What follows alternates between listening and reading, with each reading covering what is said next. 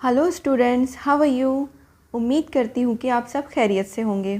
Okay, so if you like to watch my video please subscribe the channel and please press the bell icon, so आपको मेरे मज़ीद video की update मिल जाएंगी। Okay, so today I am coming with the third topic of geography which is the exogenetic process बैरूनी अमल for 9th class Urdu medium.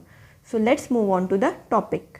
अब जैसा कि हमने सेकेंड चैप्टर अंदरूनी हलचल में देखा था कि अंदरूनी हलचल की वजह से जो है ज़लज़ले और आतिशफ़िशा रूनुमा होते हैं।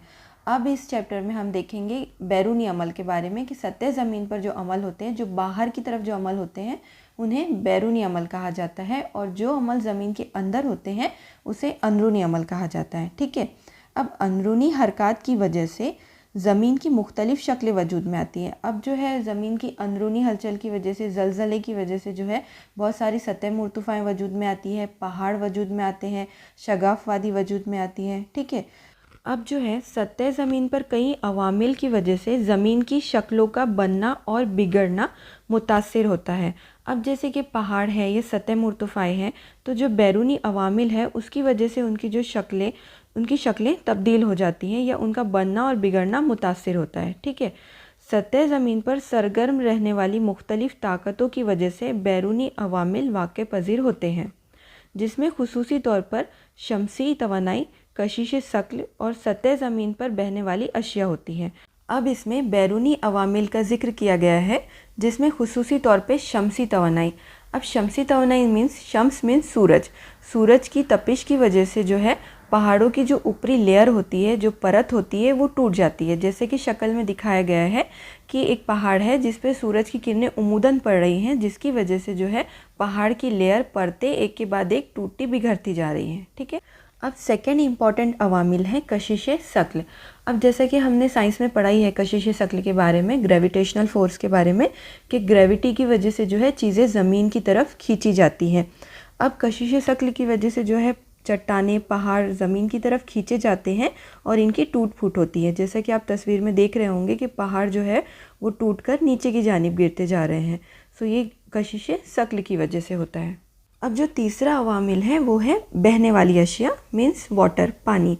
अब पानी का बहाव इतना तेज़ होता है कि वो जो है चट्टानों के ज़रात को भी अपने साथ बहा कर ले जाता है, जिसकी वजह से जो है चट्टानें कमज़ोर हो जाती हैं और टूटने लगती हैं। ठीक है, तो अब हमने देखे 3 अवामिल, जिसमें सबसे पहले था शमसी तवानाई, दूसरा था कशिश शक्ल यानी ग्रेविटेशनल फोर्स, और तीसरा था बहने वाली अशिया। ओके, अब हम देखेंगे फरसूदगी के बारे में।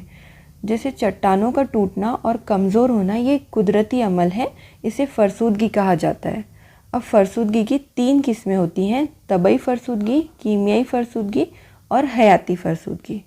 खुश्क आबो हवा वाले इलाकों में यानी रेगिस्तान वगैरह में जो है वो तबई फरसूदगी होती है। जैसा कि हमने पिछली तस्वीर में देखा था कि सूरज की तपिश की वजह से जो है चट्टान की बैरूनी परत, बैरूनी लेयर जो है वो टूटने लगती है। ठीक है, ये है तबई फरसूदगी का अमल। अब जो है कीमियाई फरसूदगी वो मरतूब इलाकों में होती है और हयाती फरसूदगी जानदारों की वजह से होती है। अब इन दोनों को हम डिटेल में हमारे अगले टॉपिक में देखेंगे। अब इन तस्वीरों में जो है कीमियाई फरसूदगी को दिखाया गया है। अब कीमियाई फरसूदगी जो है वो मरतूब इलाकों में होती है। जिन चट्टानों के आसपास से जैसे समंदर का बहाव होता है, उन इलाकों में कीमियाई फरसूदगी दिखाई देती है। अब जैसा कि हम सब जानते हैं कि समंदर के पानी में नमक होता है और चट्टानों में कुछ मादनियात होती हैं। ठीक है, अब ये जो मादनियात होती हैं वो नमक के साथ रिएक्ट करती हैं और नमक में हल पजीर होती हैं।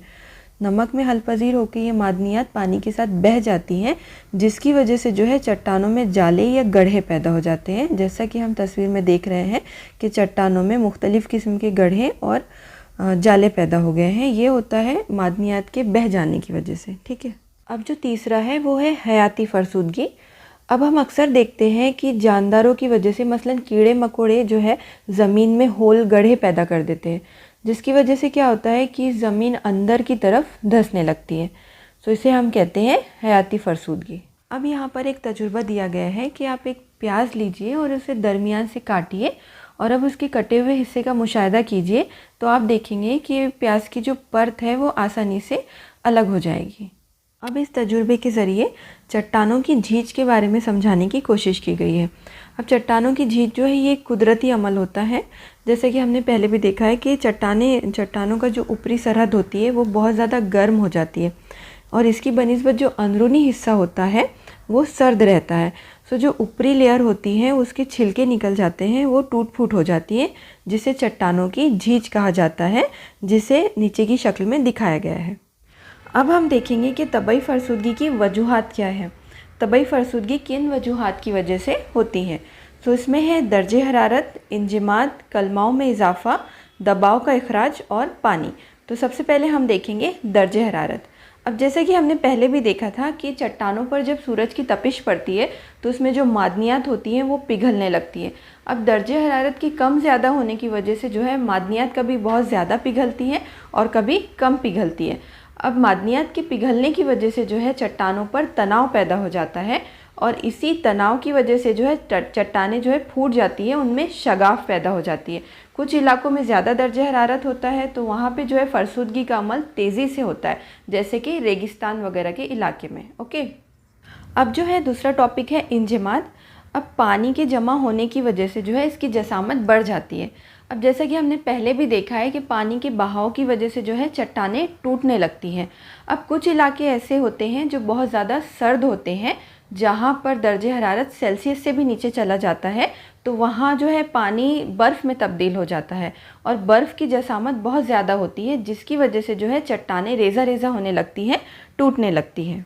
अब जैसा कि इस शक्ल में बताया गया है कि पानी की जसामत के बढ़ने की वजह से जो है चट्टानें टूटने लगी हैं। अब जो तीसरा इम्पॉर्टेंट टॉपिक है वो है कीमियाई अज्जा की हल पजीरी और कलमाओं में इजाफ़ा। अब पहले भी हम देख चुके हैं कि कुछ जो चट्टानें होती हैं वो समंदरी इलाके में होती हैं, तो वहाँ पर जो है समंदर का जो पानी होता है उसमें नमक होता है जो कि चट्टानों में मौजूद मादनियात को बहाकर ले जाता है। अब जिसकी वजह से जो है चट्टानों में छोटे छोटे सुराख बन जाते हैं, ठीक है, यानी चट्टानें उसमें हल पजीर हो जाती हैं। अब जो छोटे छोटे सुराख होते हैं उसमें जो है नमक जमा होना शुरू हो जाता है और नमक के कलमाव बन जाते हैं। धूप की तपिश की वजह से जो है पानी भाप बन के उड़ जाता है और नमक जो है उन सुराखों में जमा होना शुरू हो जाता है। नतीजतन जो चट्टानों की ऊपरी लेयर होती है वो शहद के छत्ते की तरह दिखाई देती है, ठीक है। अब आप इस तस्वीर में मुशाहिदा कर सकते हैं कि कलमाव या नमकियाती कलमकारी कैसे होती है, ठीक है। अब जो चौथा टॉपिक है वो है दबाव का इखराज। अब चट्टानों में जो है तनाव सिर्फ दर्जे हरारत, कलमाव या फिर पानी जमा होने की वजह से ही नहीं होता है, बल्कि चट्टानों के ऊपरी परत का जो दबाव होता है वो नीचे की परत पर भी पड़ता है। अब इस दबाव का इखराज होता है जिसकी वजह से जो है नीचे की परतें टूटने लगती हैं, उनकी फरसूदगी होती है, ठीक है। इसे हम कहते हैं दबाव का इखराज। अब जो पांचवा और लास्ट टॉपिक है वो है पानी। अब कुछ इलाकों में जो है औसतन बहुत ज़्यादा बारिश होती है जिसकी वजह से ज़मीन में पानी जज्ब होने लगता है, बहुत ज़्यादा पानी जज्ब हो जाता है और जो चट्टानें होती हैं, जो टीले होते हैं वो टूटने लगते हैं। अब ये जो सिचुएशन है अक्सर जो है रेगिस्तानी इलाकों में दिखाई देती है, जहाँ पर जो है रेत के ज़र्रात के जमा होने की वजह से रेत के टीले बन जाते हैं और पानी को जज्ब करने की वजह से वो टूटने बिखरने लगते हैं। अब आप इस तस्वीर में इस रेतीली चट्टान का मुशाहिदा कर सकते हैं कि अगर यहाँ पे बहुत ज़्यादा बारिश होती है तो ये जो रेत की चट्टान है ये बहुत ज़्यादा पानी जज्ब कर लेती हैं और ये जो है टूटना शुरू हो जाती है, ये धंस जाती हैं, ठीक है। सो स्टूडेंट्स, आज हमने जो है ज़मीन के बैरूनी अमल के बारे में देखा है और ये जो चैप्टर है ये बहुत ही मुख्तसर सा टॉपिक है। सो इसके जो रिमेनिंग टॉपिक्स है वो इंशाल्लाह हम नेक्स्ट वीडियो में कवर करने की कोशिश करेंगे। सो तब तक के लिए अल्लाह हाफ़िज़।